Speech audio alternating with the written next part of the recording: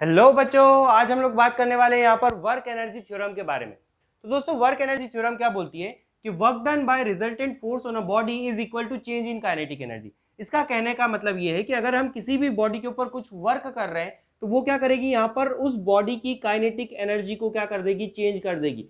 Change in kinetic energy के बराबर यहाँ पर क्या होगा, वर्क होगा। जितना बॉडी की काइनेटिक एनर्जी के अंदर चेंज होगा उतना वहां पर क्या होने वाला है, वर्क होने वाला है। फॉर एग्जाम्पल, यहाँ पर मेरे पास मान लीजिए एक ऑब्जेक्ट है जिसका मास कितना है, यहाँ पर m, ठीक है। इसकी इनिशियल वेलोसिटी कितनी थी, u। तो इसका जो इनिशियल काइनेटिक एनर्जी था वो कितना है, हाफ एम यू स्क्वायर। और जब मैंने इसके ऊपर एक फोर्स को यहाँ पर अप्लाई किया तो उस फोर्स की वजह से क्या होगा, इसके अंदर एक्सेलरेशन प्रोड्यूस होगा और उसकी वजह से इसकी देखो वेलोसिटी क्या होगी, चेंज होकर कितनी हो गई, v। तो लेट्स से कि इस पर्टिकुलर पॉइंट पर इसकी जो वेलोसिटी है वो कितनी है, v है। तो यहाँ पर इसकी जो काइनेटिक एनर्जी है वो कितनी होगी, हाफ एम वी स्क्वायर। तो यहाँ पर वर्क एनर्जी थ्योरम क्या बोलती है कि यहाँ पर ये जो वर्क डन होगा ना वो किसके बराबर होगा, फाइनल काइनेटिक एनर्जी मतलब कि half M V square minus का इनिशियल काइनेटिक एनर्जी। जो चेंज हुआ है ना काइनेटिक एनर्जी के अंदर वो किसके बराबर होगा, यहाँ पर वर्क डन के बराबर होगा। अब इसी चीज को हमको यहाँ पर प्रूव भी करना है तो कर देते हैं। चलो, हमको पता है कि वर्क डन क्या होता है, work done is equal to होता है आपका फोर्स इनटू डिस्प्लेसमेंट। तो यहाँ पर हमने क्या करा है, लेट्स से कि एक स्मॉल सेगमेंट के लिए हम लोग वर्क डन की बात करते हैं। लेट्स से ए बी हमारा क्या एक स्मॉल पोर्शन है, इसके लिए अगर हम वर्क डन निकालें तो work done is equal to कितना होगा, देखो आपका F dot ds। Let's say कि इस पोर्शन का जो डिस्प्लेसमेंट है वो कितना है आपका ds। तो f डॉट ds हुआ, डॉट प्रोडक्ट हटेगा तो यहाँ पर देखिए कितना आएगा आपका cos थीटा। और हमको पता है कि यहाँ पर थीटा इज इक्वल टू कितना है, 0 डिग्री। जिस डायरेक्शन में फोर्स है उसी डायरेक्शन में क्या हो रहा है, डिस्प्लेसमेंट। तो work done is equal to f into ds। Now f is equal to क्या होता है, देखो फोर्स लगाने पर बॉडी के अंदर एक्सेलरेशन प्रोड्यूस हो रहा है, इसकी वेलोसिटी चेंज हो रही है। और वेलोसिटी अगर चेंज हो रही है इसका मतलब यहाँ पर क्या प्रोड्यूस हो रहा है, एक्सेलरेशन। तो फोर्स इसको हम क्या लिख सकते हैं, यहाँ पर मास इनटू एक्सेलरेशन। और एक्सेलरेशन इज इक्वल टू कितना होता है, dv अपॉन में dt। देखिए ये बन गया। तो यहाँ से आपका जो ds अपॉन dt होगा इसको हम क्या लिख सकते हैं, वेलोसिटी। ds का मतलब क्या है, s यहाँ पर क्या है, पोजीशन को रिप्रेजेंट कर रहा है। और ds का मतलब क्या है, यहाँ पर चेंज इन पोजीशन। तो change in position upon time is equal to कितना होता है आपका, वेलोसिटी। तो dw इज इक्वल टू कितना आ गया, देखो mv dv। नाउ ये तो आपका क्या आया, वर्क डन किसके लिए, एक स्मॉल सेगमेंट के लिए। अगर मुझे टोटल वर्क डन को निकालना है, ठीक है ना, यहां से यहां तक ले जाने में जो टोटल हमने वर्क डन किया अगर मुझे उसको निकालना है तो मैं यहां पर क्या करूं, इसका इंटीग्रेशन कर दूं ना। तो इंटीग्रेशन ऑफ 0 से w dw is equal to integration of mv dv। देखो इस तरफ किसके रिस्पेक्ट में इंटीग्रेशन हो रहा है, वेलोसिटी के रिस्पेक्ट में। तो वेलोसिटी की लिमिट क्या होगी, इनिशियल वेलोसिटी कितना u और फाइनल कितना हो गया आपका v। नाउ इसको सिंप्लीफाई कर लेते हैं, लास्ट वीडियो में भी हम लोगों ने किया तो मैं इसको फटाफट लिख देता हूं। यहाँ पर ये हो जाएगा आपका वर्क, ये हो जाएगा आपका m, v dv का इंटीग्रेशन होगा आपका v स्क्वायर अपॉन 2 u से लेकर v तक।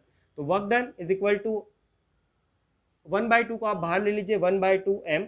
अंदर क्या बचा आपका v square, upper limit apply करो तो ये हो जाएगा आपका v स्क्वायर माइनस साइन लगाकर लोअर लिमिट। तो v की जगह हमने क्या पुट करा है, यहाँ पर u, तो ये हो गया आपका कितना, u स्क्वायर। इसको अगर हम सेपरेट कर ले तो work done is equal to आ रहा है half M V square minus का हाफ एम यू स्क्वायर। यहाँ से देखिए बिल्कुल क्लियर कट हमको दिख रहा है कि जो वर्क डन हमने किया है, या कह लीजिए जो वर्क डन इस फोर्स ने किया है इस ऑब्जेक्ट के ऊपर, वो किसके बराबर आ रहा है, वो बराबर आ रहा है आपका final kinetic energy minus initial kinetic energy. और फाइनल माइनस इनिशियल मतलब क्या, चेंज इन काइनेटिक एनर्जी। तो वर्क एनर्जी थ्योरम के according work done is equal to क्या होगा आपका, चेंज इन काइनेटिक एनर्जी। वो हम यहाँ से देख सकते हैं, ठीक है। इस थ्योरम से कुछ इंपॉर्टेंट हमारे ऑब्जर्वेशंस निकलते हैं, उसको हम लोग देखते हैं। तो सबसे पहला ऑब्जर्वेशन क्या है, व्हेन स्पीड इज कांस्टेंट। अगर किसी ऑब्जेक्ट की स्पीड कांस्टेंट है, स्पीड कांस्टेंट है मतलब क्या कर रहा है, वो यूनिफॉर्म वेलोसिटी से मूव कर रहा है। तो अगर स्पीड कांस्टेंट है तो बताइए चेंज इन काइनेटिक एनर्जी कितना होगा, 0। क्यों, क्योंकि मान लीजिए इनिशियल स्पीड u है, फाइनल भी u है, तो ये हो जाएगा half M U square minus half M U square. Cancel हुआ तो वर्क डन कितना आ जाएगा आपका, 0। मतलब अगर स्पीड कांस्टेंट है तो वर्क डन कितना हो गया आपका, 0। कोई बॉडी अगर एक यूनिफॉर्मली सर्कुलर मोशन कर रही है, एक सर्कुलर पाथ में क्या कर रही है, यूनिफॉर्म वेलोसिटी से मूव कर रही है, तो इसका वर्क डन कितना होता है, 0। क्यों, क्योंकि देखिए यहाँ पर उसकी स्पीड कांस्टेंट है, स्पीड कांस्टेंट है तो काइनेटिक एनर्जी में कोई चेंज नहीं होगा। या अगर आप इसको दूसरी तरीके से भी देखना चाहो तो जब भी कोई बॉडी एक सर्कुलर पाथ में मूव करती है तो उसका जो फोर्स लगता है वो किधर लगता है, टुवर्ड्स दी सेंटर। एंड उसका जो डिस्प्लेसमेंट होगा वो क्या होगा, इससे 90 डिग्री पर। और फोर्स और डिस्प्लेसमेंट अगर 90 डिग्री के ऊपर होते हैं तो वर्क डन कितना होता है, यहाँ पर 0। नाउ सेकेंड केस, अगर मान लीजिए आपका जो वेलोसिटी है वो क्या है, यहाँ पर डिक्रीजिंग। वेलोसिटी क्या है आपकी, डिक्रीजिंग, मतलब कि initial value is greater than final value. Initial value जो है वो ग्रेटर है as compare to final value. तो ये वाला जो फैक्टर है ये आपका क्या आएगा, कम आएगा, ये वाला फैक्टर क्या आएगा, ज्यादा। तो एक स्मॉल वैल्यू में से एक बिग वैल्यू को माइनस करेंगे तो वर्क डन हमारा कितना आने वाला है, यहाँ पर नेगेटिव वर्क। तो वर्क यहाँ पर कितना हो जाएगा आपका नेगेटिव, अगर वेलोसिटी क्या हो रही है, डिक्रीज हो रही है। एक्सेलरेशन अगर कौन सा है आपका, रिटार्डेशन है, ठीक है ना, वेलोसिटी डिक्रीज होना मतलब रिटार्डेशन होना। नाउ थर्ड केस, अगर वेलोसिटी आपका इंक्रीजिंग है, वेलोसिटी अगर यहाँ पर क्या कर रही है, इंक्रीज कर रही है, तो वेलोसिटी अगर इंक्रीज कर रही है तो डेफिनेटली v की वैल्यू क्या होगी, ज्यादा होगी as compare to what, u।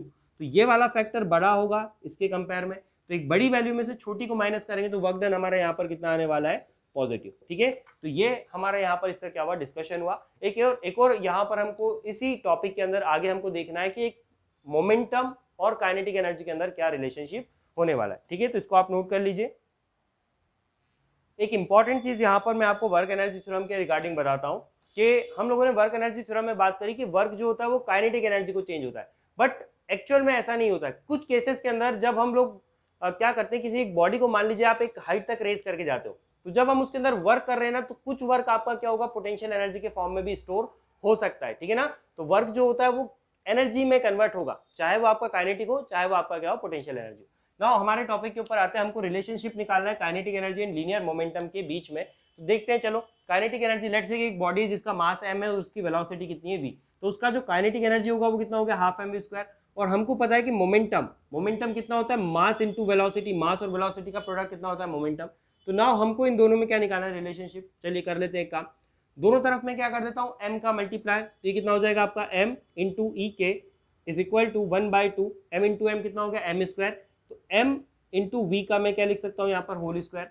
M we की जगह मैं क्या कर सकता हूँ यहाँ पर, p क्या है आपका यहाँ पर लीनियर मोमेंटम, और इस 2 को आप इधर मल्टीप्लाई कर दो तो 2m E K is equal to what, p का square. Therefore p is equal to कितना आ रहा है आपका, under root of 2m E के।